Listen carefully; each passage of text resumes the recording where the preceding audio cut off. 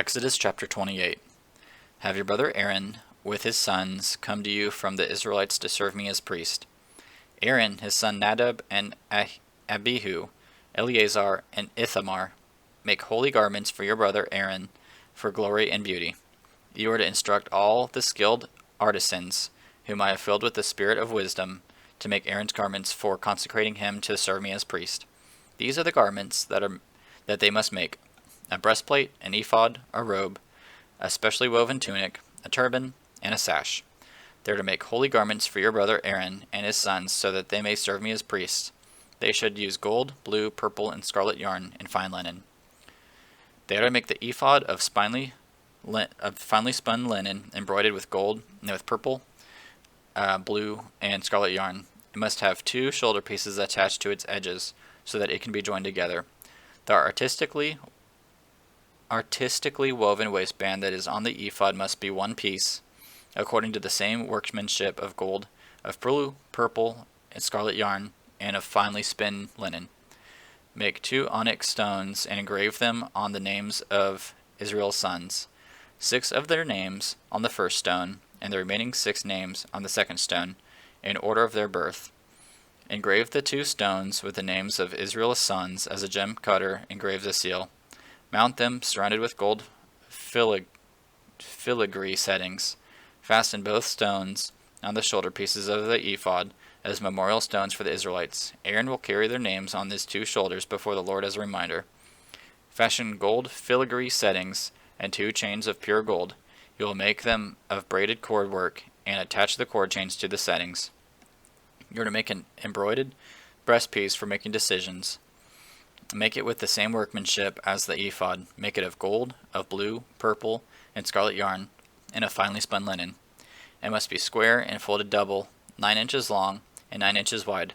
Place a setting of gemstones on it, 4 rows of stone. The first row should be a row of carnelian topaz and emerald. The second row, a turquoise, a lapis lazuli, and diamond. The third row, a jacinth, an agate, and an amethyst. The fourth row, a beryl, an onyx, and a jasper. They should be adorned with gold filigree in their settings. The 12 stones are to correspond to the names of Israel's sons. Each stone must be engraved like a seal, with one of the names of the 12 tribes. You are to make braided chains of pure gold cord for the breastplate. Fashion 2 gold rings for the breastplate and attach them to its 2 corners. Then attach the 2 gold cords to the 2 gold rings at the corners of the breastpiece. Attach the other ends of the 2 cords of the 2 filigree settings, and this way attach them to the ephod shoulder pieces in the front. Make 2 other gold rings and put them at the 2 corners of the breast pieces on the edges next to the inner border of the ephod. Make 2 more gold rings and attach them to the bottom of the ephod, 2 shoulder pieces to its front, close to its seams, and above the ephod woven waistband. The artisans are to tie the breastpiece from its rings to the rings of the ephod with a cord of blue yarn, so that the breastpiece is above the ephod's waistband and does not come loose from the ephod. Whenever he enters the sanctuary, Aaron is to carry the name of Israel's sons over his heart on a breastpiece for decisions, as a continual reminder before the Lord. Place the Urim and Thummim in the breastpiece for decisions, so that they will also be over Aaron's heart whenever he comes before the Lord. Aaron will continually carry the means of decisions for the Israelites over his heart before the Lord. You are to make the robe of the ephod entirely of blue yarn. There should be an opening at the top of its center. Around the opening there should be a woven collar with an opening like that of body armor, so that it does not tear. Make pomegranates of blue, purple, and scarlet yarn on it, lower hem and all around it.